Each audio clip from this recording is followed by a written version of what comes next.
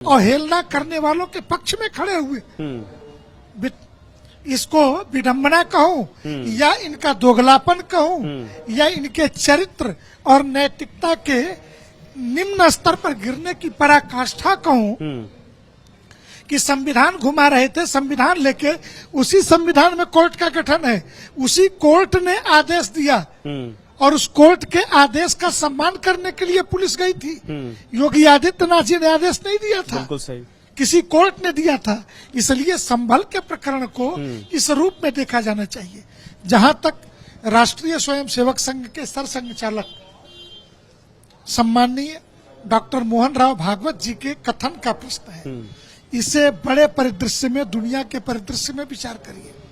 हम हर मस्जिद के नीचे मंदिर नहीं ढूंढ रहे। एक दुनिया में शांति का संदेश भी चाहिए। दुनिया के 127 देशों में हिंदू रहता है। विचार करना पड़ेगा हमें। हम डॉक्टर मोहन राव भागवत जी के विचारों को खारिज नहीं कर सकते।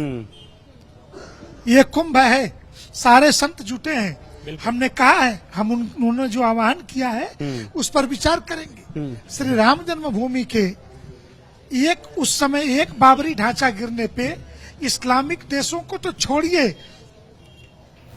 भारत के अंदर हजारों मंदिर तोड़े गए। 90 के दशक में जम्मू कश्मीर में क्या हुआ? बिल्कुल सही, मंदिर तोड़े गए कि नहीं तोड़े गए? और आप स्पेशल प्रोविजन वर्शिप एक्ट की बात करते हैं। कांग्रेस का दोगला चरित्र तो देखिए कि जिसने धारा 370 का हवाला दे करके special provision worship act Jammu Kashmir में इसलिए नहीं लागू किया कि वो 92 में ला रहे हैं, 91 की धारा है, और 90 में जो मंदिर तोड़े गए वो मंदिर मस्जिद में बदल दिए गए, वापस मंदिर न बन जाए, ये दोगलापन दिखाया गया। महाराज जी, इसी से जुड़ा हुआ सवाल है कि प्लेसेस ऑफ वर्शिप एक्ट को लेकर कांग्रेस पार्टी या अन्य राजनीतिक दल भी सुप्रीम कोर्ट जा रहे हैं, तो इसको लेकर ये उनकी जो मुस्लिम तुष्टीकरण की राजनीति है उससे जोड़कर देखेंगे, आप क्या कहेंगे इस पर? एक गजल की लाइन है, नकाब उतर रहा है आहिस्ता आहिस्ता। तो वास्तव में ऑल इंडिया कांग्रेस AICC जो लिखा है ना, मैं उसे ऑल इंडिया चर्च कमेटी मानता हूं। वो चर्च कमेटी सोनिया गांधी के चारों तरफ के जितने सलाहकार हैं वो रोमन कैथोलिक ईसाई हैं, और लंबे समय में सोनिया गांधी के महासचिवों में काम करने वाली टीम कन्वर्टेड ईसाइयों की टीम है जिनके हिंदू नाम है। उदाहरण के लिए एक बड़ी प्रवक्ता थी शोभा ओझा, इनकी मां सरम्मा थॉमस। अजीत जोगी का प्रकरण याद होगा, अंबिका सोनी ईसाई है, मनीष तिवारी कन्वर्टेड ईसाई है। मनीष तिवारी जी, चरणजीत सिंह चन्नी बपतिस्मा करते हुए उनकी वीडियो वायरल हुई, पंजाब के मुख्यमंत्री। तो कांग्रेस ने किसी ऐसे व्यक्ति को कोई अंतःगृह में प्रवेश ही नहीं दिया जो सोनिया गांधी का खास हो और ईसाई न हो। तो ये खेल वहां था।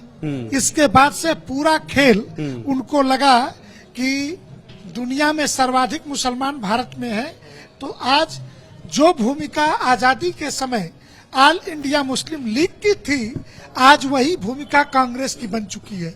उन्होंने चेहरे से नकाब उतार के फेंक दिया और वो सुप्रीम कोर्ट में खड़े हो गए मुसलमानों के लिए। ये तो छोटी सी बात है, मैं आपको इससे एक बड़ी घटना बताता हूँ।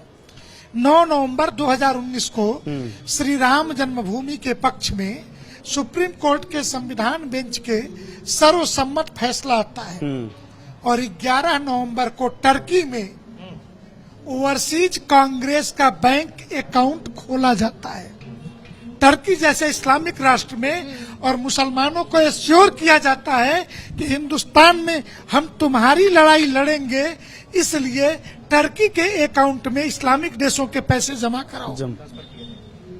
तो क्या इस खेल को हिंदू समझता नहीं है क्या?